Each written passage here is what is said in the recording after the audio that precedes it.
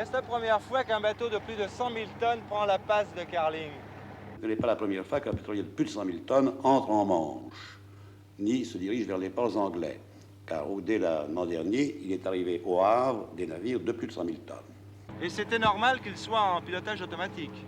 Mon Dieu, en marin, je vous répondrai oui. Et pourquoi? Parce que le pilotage automatique n'a rien de mystérieux. Le pilotage automatique est un des plus vieux automatismes qu'il soit en service à bord des navires de commerce. Il l'était il y a 30 ans. Et que d'autre part, pour passer du pilotage automatique au pilotage manuel, il faut environ un quart de seconde. Encore faut-il qu'il y ait auprès de la barre à gouverner un marin apte à l'utiliser. Pourquoi le capitaine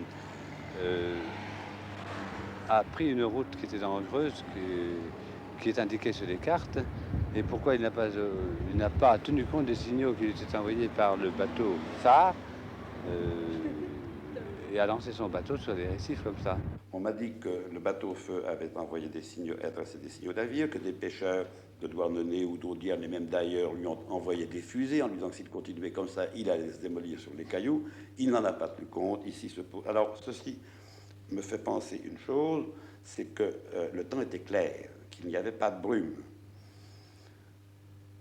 Comment se fait-il que personne sur ce grand navire n'ait vu les signaux? Comment se fait-il que personne sur ce grand navire, avant d'avoir vu des signaux émanant d'un bateau-feu ou émanant de petits navires de pêche, n'ait vu la terre autour de lui et les rochers? Je n'y comprends rien du tout. Je ne peux vous l'expliquer. C'est un de ces accidents de mer mystérieux qui demeurent quelquefois inexplicables, inexpliqués, non pas inexpliqués sur le fond, inexpliqués en ceci que jamais les conclusions des experts ne sont rendues publiques.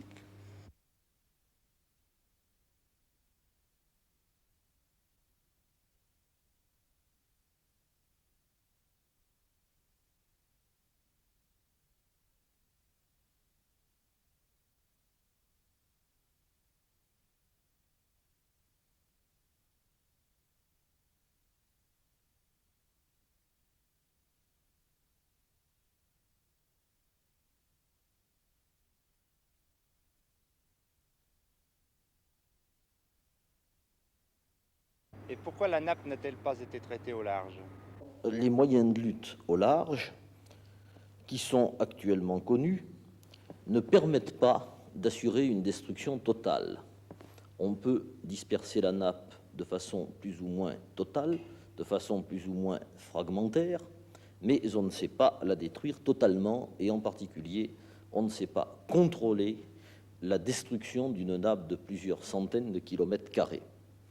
Le principe qui a donc été retenu dans la lutte actuelle a consisté à contrôler la destruction dans des zones relativement calmes où l'action humaine pouvait avoir une certaine efficacité.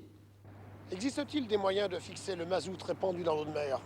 Il y a tout d'abord les détergents qui en fait ne sont pas les détergents du commerce mais des tensioactifs. Eux ont la propriété de coaguler la masse sous une forme visqueuse et qui, en principe, ne reste pas à la surface, mais surnage entre deux eaux. Il y a également les produits à base de silice. Ces produits, qui sont des poudres, ont tendance à coaguler le produit et à le faire couler.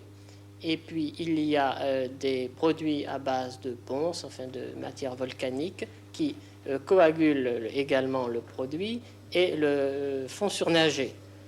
En quelque sorte, il n'y a rien de parfait. Il y a les sueurs de bois, j'oubliais les sueurs de bois qui sont utilisées, c'est peut-être encore ce qu'il y a de plus simple, de plus naturel et de meilleur. Parmi tous ces procédés, en existe-t-il un qui ne porte pas tort à la faune ou à la flore? Je n'en connais pas.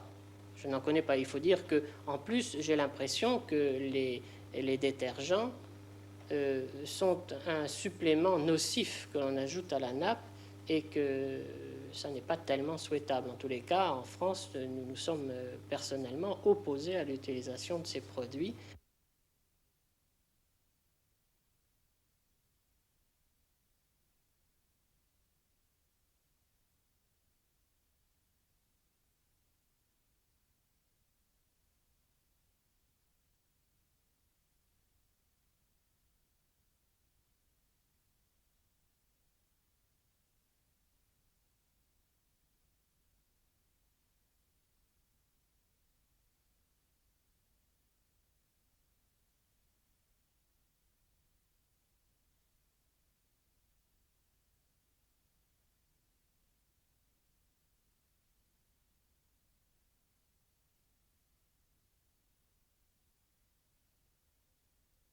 Est-ce que parmi tous ces oiseaux qui vont mourir, il existait des espèces rares? Eh bien, la réserve des 7 îles est une réserve particulièrement riche, justement, en oiseaux rares. Il faut dire que l'on peut citer, entre autres, par exemple, ce fameux macareux moine, qui est un très bel oiseau qui, au moment des noces, a un bec qui prend des couleurs multicolores et qui est très beau et très rare également sur les côtes françaises, puisqu'en fait on ne le retrouve que sur ces îles. Il y a également les pingouins, il y a des pingouins, une espèce de petits pingouins, il y a des guillemots, il y a le très beau fou-de-bassan qui est un très grand et très bel animal, il y a également le cormoran ordinaire, on trouve également de nombreuses autres espèces. Les oiseaux qui ont été au contact du mazout, que deviennent-ils? Ces animaux sont menacés de mort de froid. En réalité, voici comment cela se passe. Ces animaux font appel à la mer pour se nourrir et par conséquent, soit se posent sur l'eau, soit plongent pour chercher les poissons ou les micro-organismes qui les alimentent. Et en plongeant, ils traversent la pellicule d'hydrocarbures qui se dépose à ce moment-là sur leur plumage. À ce moment-là, le plumage ne joue plus son rôle de préservateur et la couche d'air n'existe plus entre la plume et le corps de l'animal. Il n'y a donc plus de phénomène de thermorégulation et l'animal meurt d'hypothermie, c'est-à-dire qu'en fait, il meurt de froid. Chez les poissons, c'est un peu différent. C'est-à-dire que je crois qu'il ne faut pas voir seulement que les poissons, il faut voir également toutes les chaînes alimentaires. Il est évident que le plancton, qui pour beaucoup de poissons est un aliment de base, peut être non pas empoisonné, mais plus ou moins détruit ou enrobé d'hydrocarbures. Moyennant quoi, ces poissons prennent évidemment déjà un goût qui est fait qu'en ce, je crois, personne ne pourra les consommer. Mais on ne peut pas dire qu'ils en meurent, car on n'a jamais eu de preuve de mortalité, sinon peut-être de certains bancs de poissons pris dans une nappe assez épaisse et qui auraient eu les ouïes engluées. Le poisson, les consommateurs s'en rendront compte, mais les huîtres. Chez les mollusques, surtout les huîtres, qui sont des animaux filtrants et qui filtrent de grandes quantités d'eau. Si ces eaux, évidemment, sont imprégnées de produits pétroliers, il est évident que cela va rendre les huîtres également inconsommables. J'aimerais savoir à qui incombe la responsabilité de ces nappes de pétrole qui vont souiller les plages, si c'est aux armateurs, aux propriétaires du pétrole, au gouvernement anglais. Dans la conception classique, le concept traditionnel, évidemment, c'est le transporteur qui est responsable à l'égard du propriétaire des marchandises. Il y a déjà une première difficulté, c'est de savoir si la propriété a été transférée à l'acquisition ou si elle est seulement à la livraison dans le port anglais qui était, je crois, de Milford Haven. C'est là une première difficulté. Mais vous sentez bien comme moi qu'il est extrêmement difficile d'appliquer ces solutions du vieux code de commerce à ce dommage, d'autant que le dommage dépasse de beaucoup les contractants classiques, transporteurs, chargeurs, expéditeurs ou destinataires.